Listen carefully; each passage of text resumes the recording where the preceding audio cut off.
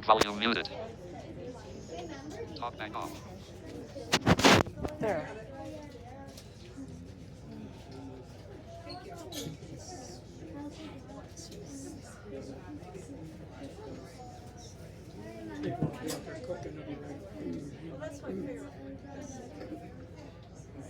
Well, good afternoon, folks, and welcome aboard Nevada's First Lady, the queen of the short lines, the Virginia and Truckee Railroad.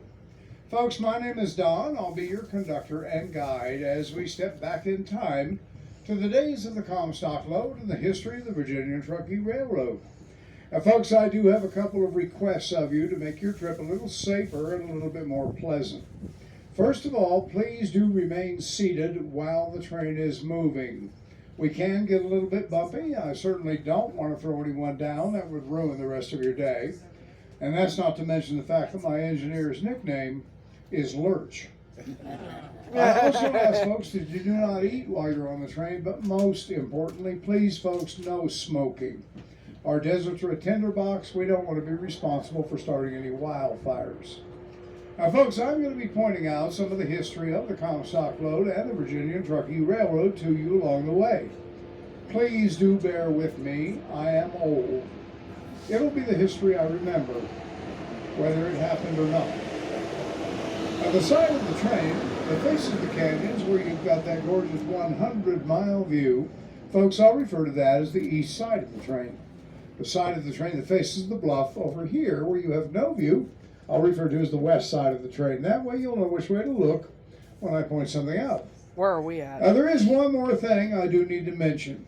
On the way down to Gold Hill, as required by law, I will be riding on the rear platform of the train. The reason for that is the engineer cannot see the rails behind us.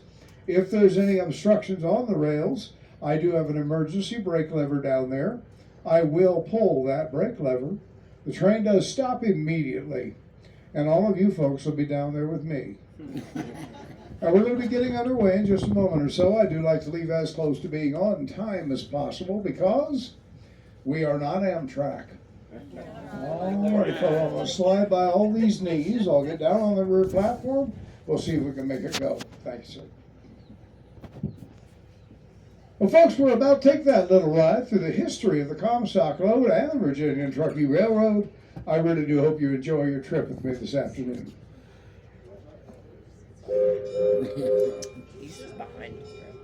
Well, folks, as we leave our 1870 depot, if you folks will look off the east side of the train and a little bit toward the rear of the train, across this small canyon next to us, and atop that huge pile of tailings, you'll see the remains of the combination shaft. Now, the combination shaft at one time was the deepest mine in the world. Still, to this day, the shaft, which is directly in front of that great big wooden head frame, goes straight down 3,265 feet into the earth. That's about 2/3 of a mile. The combination shaft was a joint mining effort between 4 mining companies on the Comstock. In their wisdom, they thought a main vein of ore existed directly under that spot, and if they sunk that mine shaft, they'd all become very rich. But there was a couple of problems. The first problem was once that shaft reached the 1,600-foot level, the shaft and all the tunnels connected to it flooded with highly mineralized hot groundwater, pouring into those tunnels at 190 degrees Fahrenheit. Now, that scalded many of the miners. They installed 4 massive Cornish pumps and removed up to 5 million gallons of water each day just to keep mining. But that wasn't the worst problem. The worst problem, there was no main vein of ore. That shaft only brought up some very low-grade ore. It was eventually declared a $7 million financial disaster.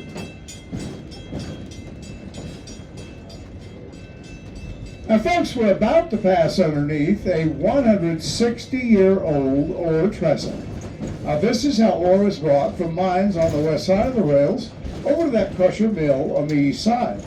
As we go underneath this trestle, I'd like you folks to take a look at those large rocks laying on the ground under it.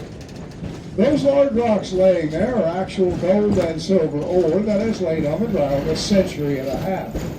Now, the reason these rocks are on the ground is when they brought the ore across this trestle, if a rock was too big to go through the crushing machinery, well, folks, they just pushed it off the top of the trestle.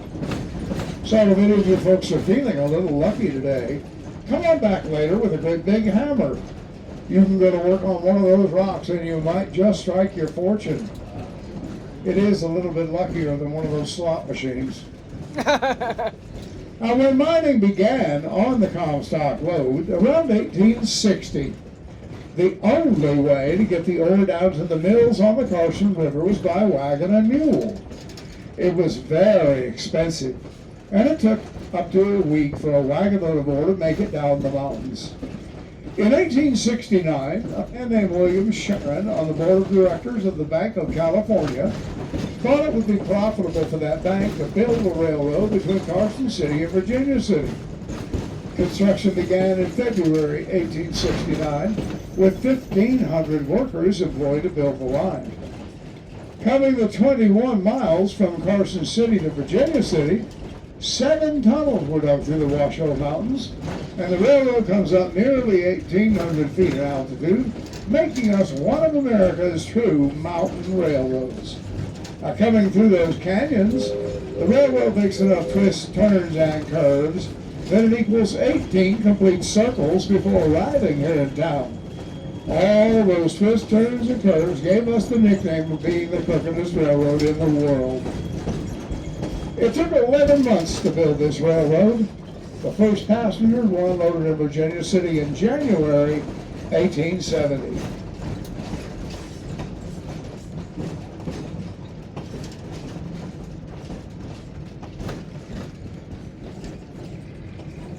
Now, folks, in just a few moments, we're going to be passing underneath the Highway 341 overpass. Now, one time, this was tunnel number 5 of those 7 tunnels between Carson City and Virginia City.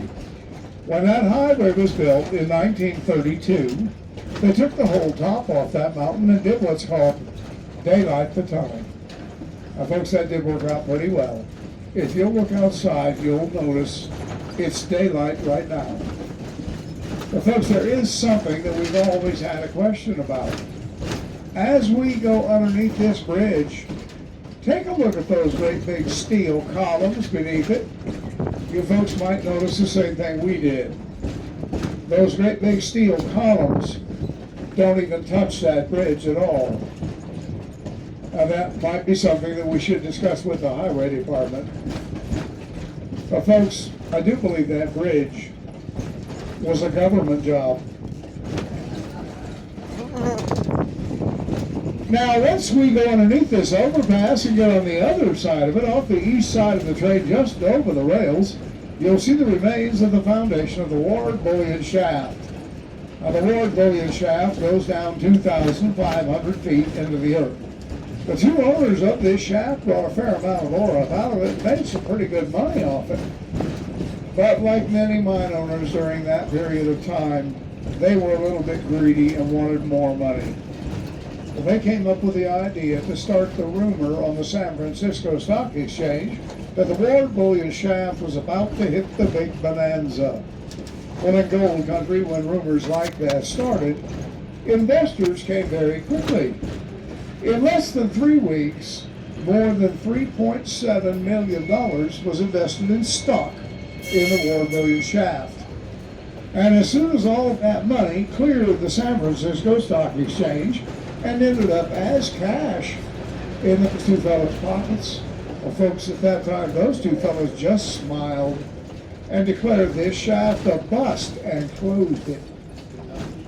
Yeah, but don't feel too bad now for all those people that got swindled out of all their money investing in it. They all did get something. They all got the shaft.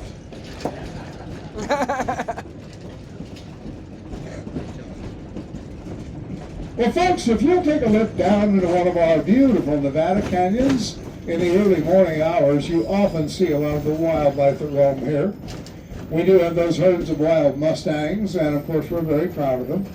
We also have a lot of coyote, mule deer, black-tailed deer, jackrabbits, cottontails, We've got the cutest ground squirrels this side of the Sierra Nevadas. We've got the red-tailed hawk, the California quail, and the bad boys of the desert as well.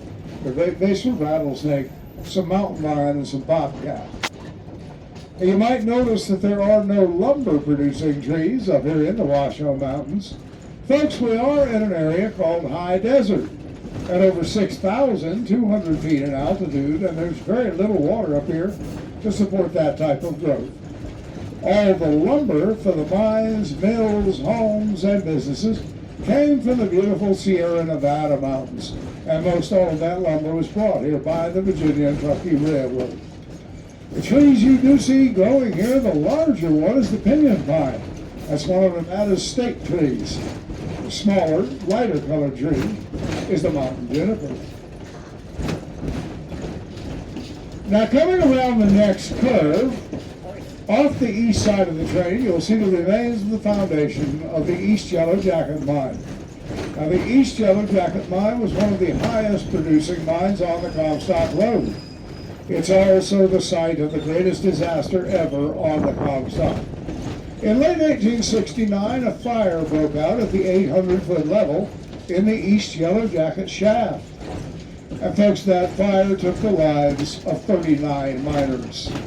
Eventually, they were able to recover 34 of those poor souls, but 5 of them were simply never found. That fire continued to burn underground in sealed shafts and channels for 2.5 years. Now, folks, we're about to end.